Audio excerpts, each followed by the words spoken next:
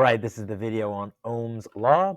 So just to look at current flow, right? So similar to gravitational potential energy, electric charge flows in the same way. It will flow from high electric potential to low electric potential, and two conditions must be met in order for the flow of current to happen. There must be a difference in electrical potential, and there must be a conducting path. So electricity flow is similar to fluid flow. So voltage is the difference in electric potential. That's the cause.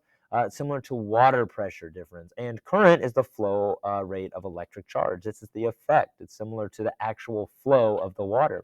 So we looked at current, it's the flow rate of charge, right? So it's the number of charges that pass through a certain cross area per second. So it's just like water flowing through a pipe. So then we look at resistance. So resistance is an electrical quantity that measures how the device or material reduces the electric current flowing through it. The resistance is measured in the unit ohms and is represented by the Greek letter omega. So if we make an analogy to water flow in pipes, the resistance is bigger when the pipe is thinner, so the water flow is decreased. If the voltage difference is the height of the water, the current is the flow of water, the resistance would be like the rocks in the river, right? So the larger the rocks, the more resistance. So now let's answer this big question. What has the largest effect on the resistance in wires? So we did this lab, it's called resistance is futile. So if we look at this, right, if we look at the lab equipment, what we're doing is we're taking these different wires, right? So notice that they're different lengths. We're going to be measuring the resistance through them with that digital multimeter. So the top number is the length in centimeters. The bottom number is the gauge. So that's like the thickness. So the lower the number, the thicker that wire is. And the letters are the material. So NS is nickel, silver, and Cu is copper.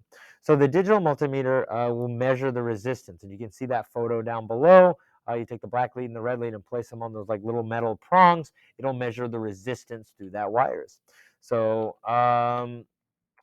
so when we look at the data here, you can't really tell the video is cutting off the data, but you can see the graph. That's the graph is what's going to be the important thing. Um, so the length of the wire, I might be able to move this. Let's see here. No, yeah, can't. All right. So in this section, the length. Okay. So you can see that as the length of that wire increases, the so does the resistance. The resistance is going to increase, and that's like it's like, and it's a sort of a linear fashion with that.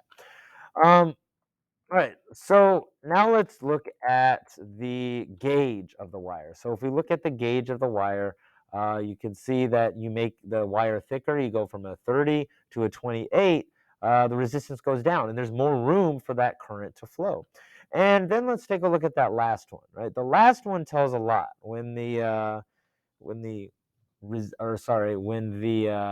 material is changed.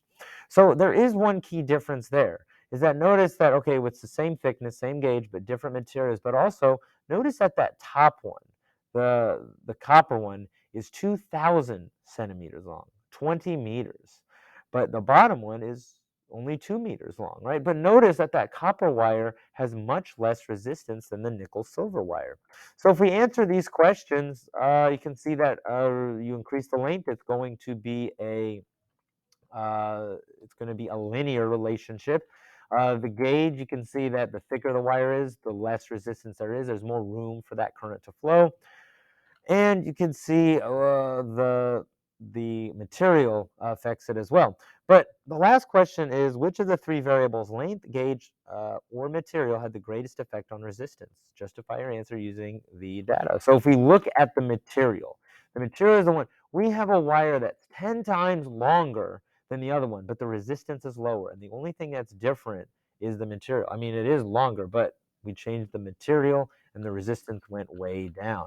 So you can see there's a simulation that will just let you show, that'll show the equation to calculate the resistivity in a wire. All right, so now let's talk about actual resistors in a circuit. So what do the colored bands on the resistors mean? So that's the resistor color code. So when we're actually making circuits, we need to know how to identify resistors. So the bands on a resistor distinguish the value, right? So you can see there's a chart over there, and they're color coded. And they go in order 0 up to 9, and then gold and silver are like special cases. Those are more for tolerance. But the first band is going to be the first figure. The second band will be the second figure. The third band is the multiplier. So they all have a number. It's all going to be the same number. It's just that that multiplier tells you multiply 10 to whatever that number is. The fourth band is the tolerance. That just tells you how accurate it is. That doesn't affect it too much. If you need a more accurate resistor, this is what you will look to. All right, so if we look at a problem like this, right? So if we look at the resistor depicted, what does the first band represent? Well, we can look down at that chart. It's going to be brown. It's a 1, right? And the second band is a 0. The third band is that multiplier. So that's going to tell us how much we multiply it by, 10 to the 2. Essentially, we're just adding 2 zeros to it. And what is the tolerance? So if we look at that chart, you can see it's gold. That's going to be, it's sort of cut off down there, but you see up here that that's plus or minus 5%. That's just how accurate it is. So the value of the resistor is going to be 1,000 ohms because it's 1 is 0, and then you multiply it by 10 to the second power, or you just add 2 zeros to it. So now that we talked about voltage, current, and resistance, let's answer this question. How do voltage, current, and resistance affect each other? So we did this lab, bad to the ohm. So if we look at this, we constructed a simple circuit going through a 10 ohm, right? So it starts at 0 volts, going through a 10 ohm resistor, and we measured the current, right? So we went up by 2 volts. You can see here that we can generate an equation based on this because we know that the resistance is going to be 10 ohms. That's going to remain the same. The X value is the voltage and the Y value is the current. So we can write a Y equals mx plus b equation.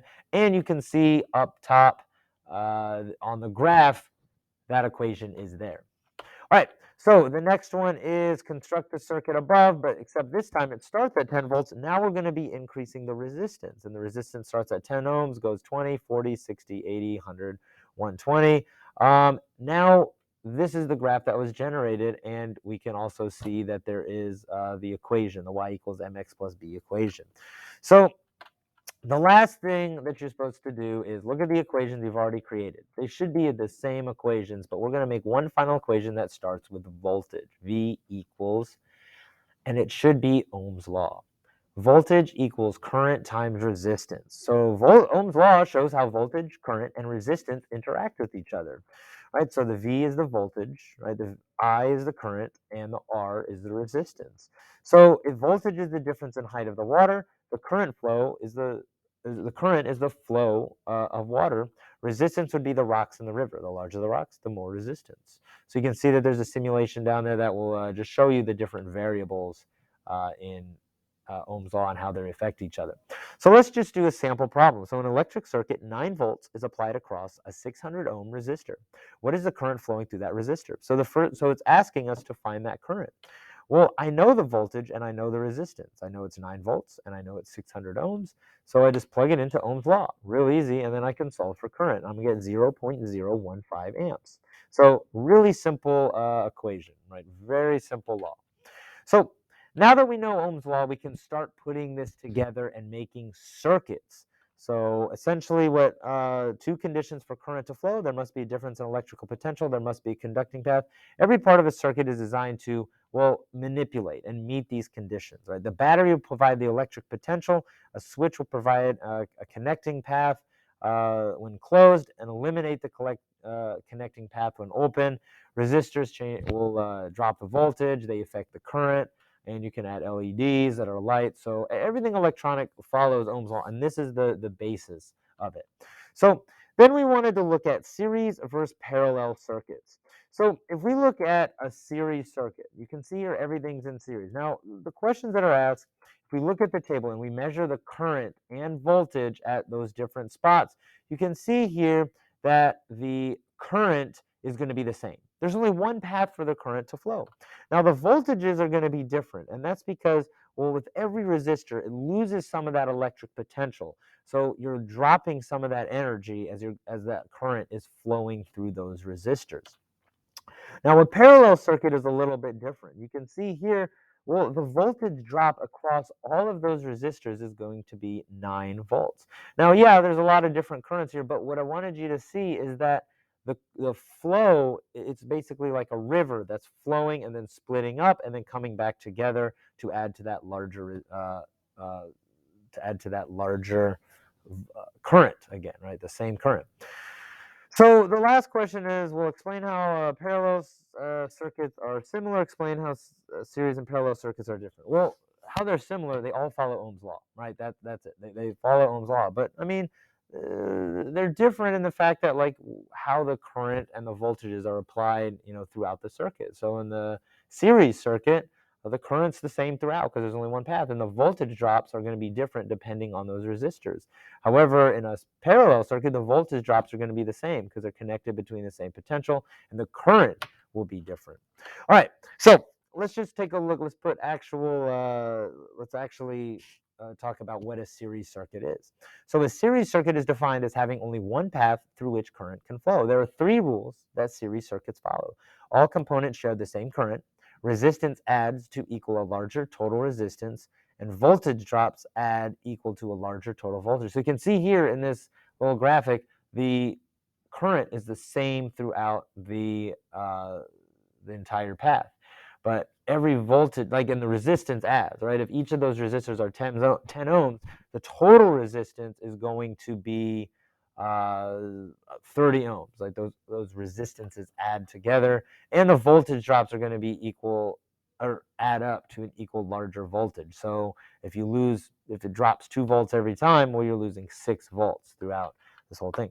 Now, a parallel circuit is defined as one where all components are connected between the same electrical potential. And the three rules that parallel circuits follow: all components share the same voltage. And you can see in this that graphic that, well, that top node is the same voltage for all of them. So they're dropping the same voltage on all of them. Now resistances diminish to equal a smaller total resistance.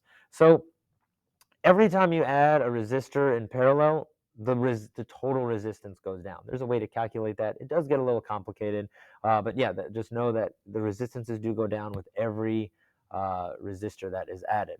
And branch currents add to equal a larger total current. So you can see in that graphic that those branch currents, right, they come together and become one current again.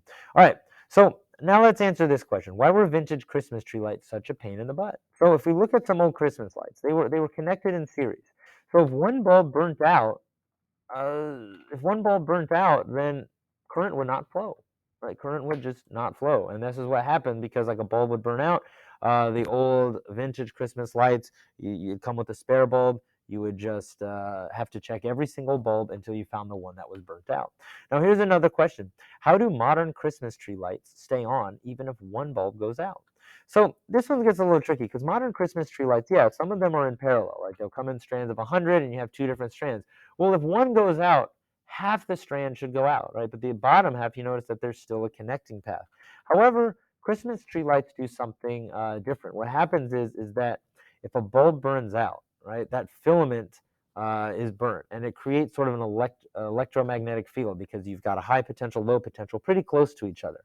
What they did was they put small little wires in these lights, where if one burns out, those wires react to that like electromagnetic field and sort of close in over that filament. The light's still burnt out, but what those extra wires do is just complete the circuit. So sort of a little simple engineering hack that happens, and that's why only one bulb can burn out on modern Christmas tree lights. So just once again, there's too much unknown in the universe to take a break from learning. Get out there and question everything.